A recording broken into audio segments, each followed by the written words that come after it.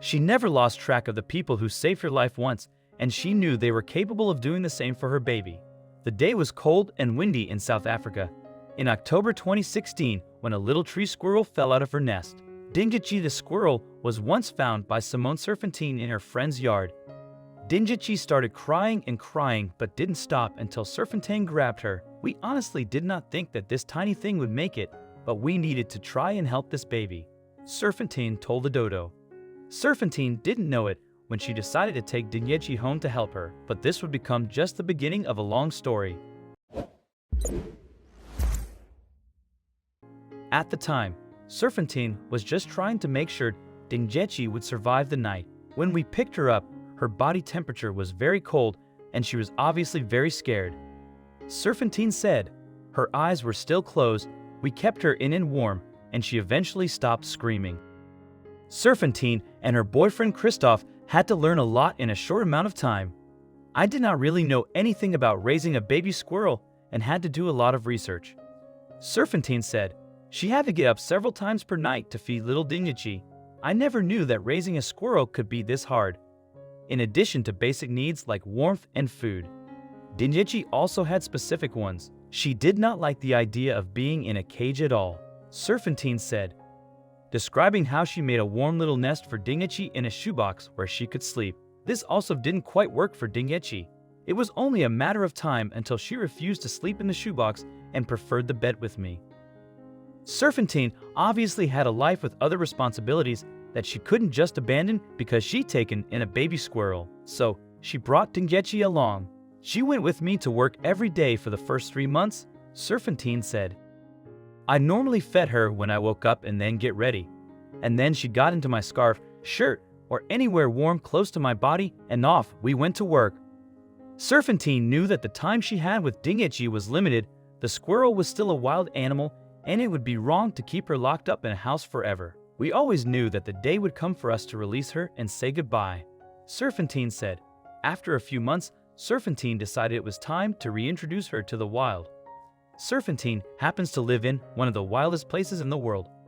"We live in the Greater Kruger National Park in South Africa, and everything is wild around us," Serpentine said.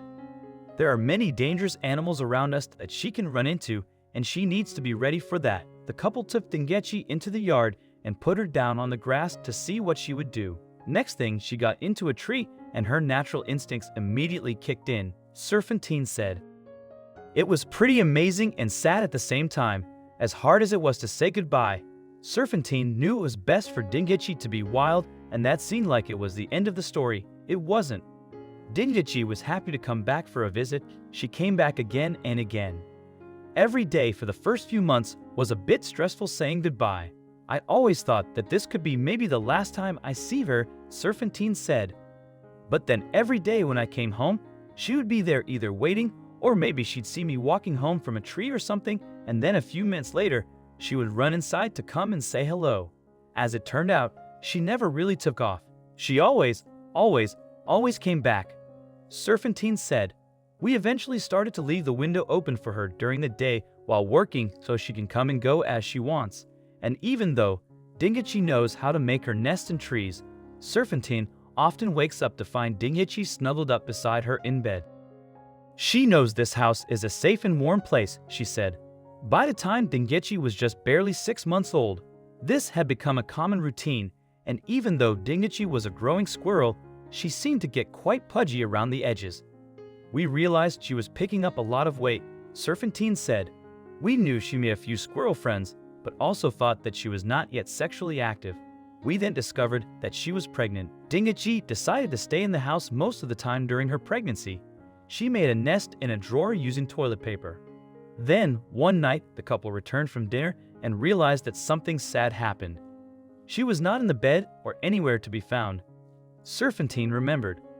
"We thought she left, and because she was pregnant, she might have decided to be wild after all, but that was not the case. Dingichi was in labor, in her toilet paper nest. We had to assist her during birth as she fell asleep and did not have any energy to complete the process," Serpentine said.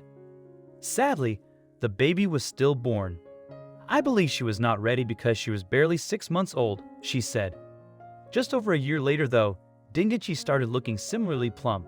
She returned to the house and was given as many rolls of toilet paper as she wanted to construct a new nest. In fact, she constructed several nests around the house. On April 24th, Dingichi went into labor for the second time. This time, Dingichi became a mom to a healthy baby girl squirrel, and she has let Serpentine be by her side every step of the way. "There is so much trust," Serpentine said. "She allows us to look, touch, and hold her baby." Watching Dingichi learn how to be a mom with her newborn is something Serpentine cherishes, and it's also something she had no idea she'd be privy to when she first rescued that little squirrel nearly 2 years ago. "She's so intelligent and a great problem solver," Serpentine said, "but now Dingichi is an extremely devoted mom too. I really think it's impossible to ever fully explain the relationship we have with her and the relationship she has with us," said Serpentine. "Honestly, it's the most incredible thing I've experienced."